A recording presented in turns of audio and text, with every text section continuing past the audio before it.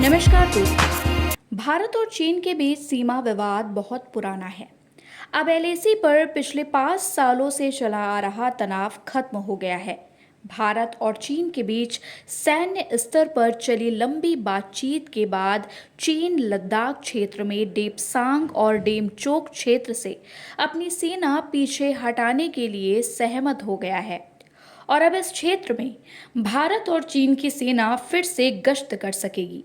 गौरतलब है कि डेप्सांग और डेमचोक सामरिक दृष्टि से बेहद महत्वपूर्ण है। यही वजह है कि चीन वहां से अपनी सेना को पीछे हटाने के लिए तैयार नहीं था, जबकि भारत इसी बात पर अड़ा हुआ था कि वहां से चीनी सैनिक पीछे हटे। इस मुद्दे को लेकर एलएसी पर तनाव बना हुआ था, जिसे दूर करने के लिए सैन्य स्तर पर कई दौर की बातचीत हुई थी, लेकिन उसका कोई नतीजा नहीं निकल रहा था। इसके पहले गलवान घाटी और डोकलाम में भी भारत और चीन की सेना के बीच संघर्ष की स्थिति उत्पन्न हुई थी, जहां 1962 के बाद पहली बार भारत और चीन की सेना के बीच सीधी भिड़ंत हुई थी। गलवान घाटी में भारत और चीन के बीच हुई खूनी संघर्ष में भारत एक कर्नल सहित 20 जवान शहीद हुए थे। इस संघर्ष में भारतीय सेना के जाबाजों ने 40 चीनी सैनिकों को मार गिराया था। भारतीय सेना का रौद्र रूप देखकर चीनी सैनिक दुम दबाकर भागे थे। इस घटना के बाद से ही भारत और चीन के बीच संबंध और खराब हो गए। भारत ने चीन के साथ अपना व्यापार कम कर दिया और हमारे देशवासियों ने भी चीनी सामानों के बहिष्कार की मुहिम चला दी थी। नतीजन चीन की अर्थव्यवस्था, जो कोरोना काल के बाद डगमगा गई थी, वह चौपट होने की कगार पर पहुंच गई। यही वजह है कि चीन को भारत की बढ़ती ताकत का एहसास हुआ और अंततः वह अपनी जिद छोड़कर भारत के सामने झुकने के लिए बाध्य हो गया।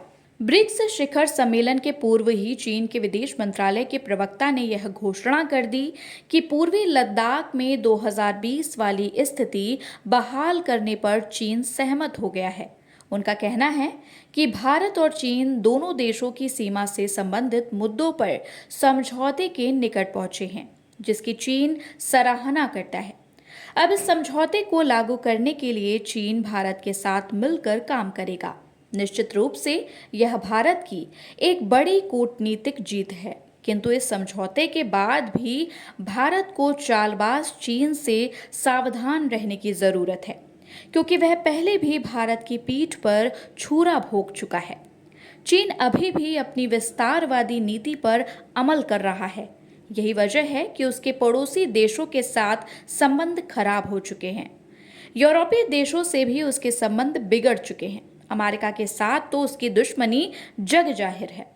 चीन के साथ सिर्फ रूस है और वह रूस भी भारत का अभिन्न मित्र है। यही वजह है कि वक्त की नज़ाकत को देखते हुए चीन इस समझौते पर बाध्य हुआ है, लेकिन वह इस पर कब तक कायम रहेगा, यह कह पाना मुहाल है। इसलिए भारत को चीन से सावधान रहना होगा।